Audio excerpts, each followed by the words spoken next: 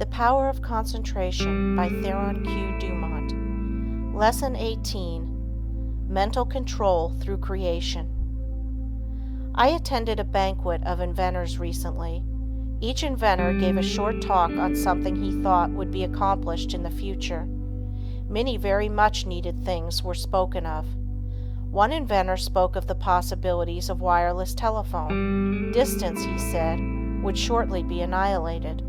He thought we would soon be able to talk to the man in the submarine 40 fathoms below the surface and 1,000 miles away. When he got through, he asked if there were any that doubted what he said. No one spoke up. This was not a case of tactful politeness, as inventors like to argue, but a case where no one present really doubted that the inventor's vision would, in the future, materialize. These shrewd men, some real geniuses, all thought we would in time be able to talk to those 1,000 miles away without media. Now, if we can make an instrument so wonderful that we can send wireless messages 1,000 miles, is there any reason why we should not, through mental control, transmit messages from one person to another? The wireless message should not be as easy to send as the projected thought. The day will come when all business will employ highly developed persons to send out influences. These influences will be so dominating that employees will be partly controlled by them, and so you will profit more and more by your mental powers and depend on them to draw you to all forces of a helping nature. You will be constantly sending out suggestions to your employees and friends. They will receive these unconsciously, but in case yours is the stronger personality, they will carry them out the same as if you had spoken them. This is being done even today. A finely organized company secures the combined effort of all its men. They may be each doing a different kind of work, but all work to bring about the very best results. The whole atmosphere is impregnated with a high standard of workmanship. Everyone feels he must do his best. He could not be in such surroundings and be satisfied to do anything but his best work.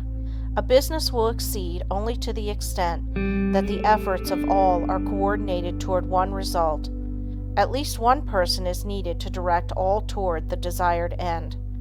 The person at the head does not have to exactly outline to the others what steps to take, but he must possess the mental power of control over others. An up-to-date business letter is not written in a casual, commonplace way today. The writer tries to convey something he thinks the receiver will be interested to know. In this way, he awakens a responsive spirit. Sometimes just the addition of a word or two will change a letter of the matter-of-fact style to one that compels a response. It is not always what is actually in a letter, but the spirit which it breathes that brings the results. That intangible something that defies analysis is the projected thought of the matter that brings back the harvest that it claims. But we should not always claim success for ourselves only.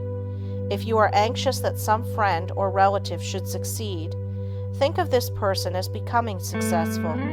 Picture him in the position you would like to see him in. If he has a weakness, desire and command that it be strengthened. Think of his shortcomings, which belong to his negative nature, as being replaced by positive qualities. Take a certain part of the day to send him thoughts of upbuilding nature. You can in this way arouse his mental powers into activity, and once aroused, they will assert themselves and claim their own. We can accomplish a great deal more than many of us are ready to believe by sending to another our direct, positive, and controlling suggestions of leadership, but whether a man is a success or not is greatly determined by the way he acts on the suggestions he receives. We either advance or decline. We never stand still. Every time we accomplish something, it gives us ability to do greater things. The bigger the attempt undertaken, the greater the things accomplished in the future. As a business grows, the head of the business also has to grow. He must advance and be ever the guiding influence. By his power to control, he inspires confidence in those associated with him. Often employees are superior to their employers in some qualities, and, if they had studied, instead of neglected their development, they could have been employers of more commanding influence than those whom they serve. Through your mental power, you can generate in another enthusiasm and the spirit of success, which somehow furnishes an impetus to do something worthwhile. In concentrated mental control, there is a latent power more potent than physical force. The person becomes aware that the attitude of the mind has a power of controlling, directing, and governing other forces. He has been placed in an attitude capable of acquiring that which he desires. All of us, no matter how strong we are affected by the mental forces of our environment. There is no one that can remain neutral to influences. The mind cannot be freed from the forces of a place. If the environment of your place of business is not helpful, it will be harmful. That is why a change of position will often do a person a great deal of good.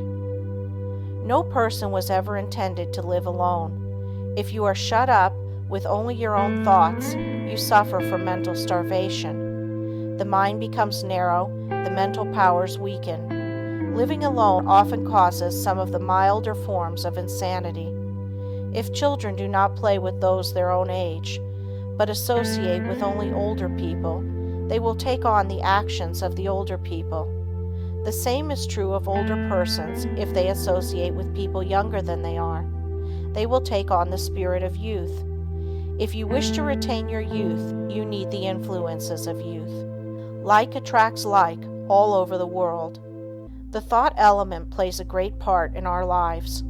Every business must not only command physical effort, but it must also command thought effort.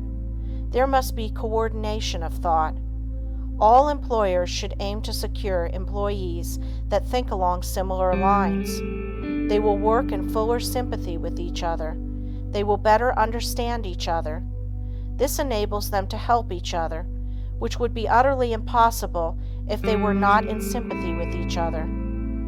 It is this that goes to make up a perfect organization, which directs and influences them toward the one end.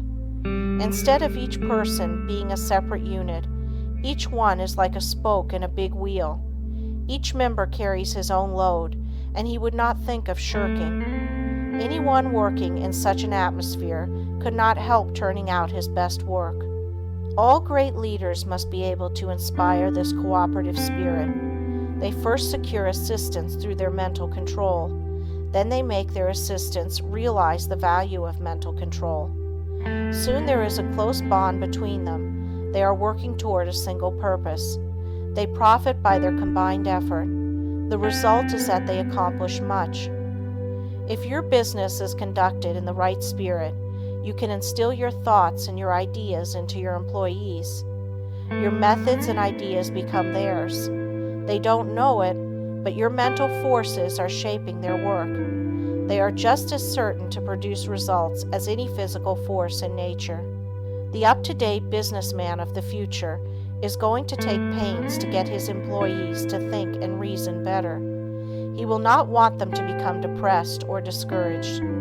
There is time that instead of being wasted, he will endeavor to have them use in concentrated effort that will be profitable to both employer and employed. There must be more of the spirit of justice entering into the business of the future. There is a firm I know that will not hire an employee until he has filled out an application blank. No doubt those that fill it out think it is a foolishness, but it is not. A capable manager can look over this application blank and pretty nearly tell if this person will fit into his management. The main thing he wants to know is the applicant's capacity for efficient, cooperative effort. He wants persons that have faith in themselves. He wants them to realize that when they talk of misfortunes and become blue, they are likely to communicate the same depressing influence to others. The up-to-date manager wants to guard against hiring employees who will obstruct his success. You must realize that every moment spent in thinking of your difficulties of the past Every moment spent in bad company is attracting to you all that is bad, is attracting influences that must be shaken off before you can advance.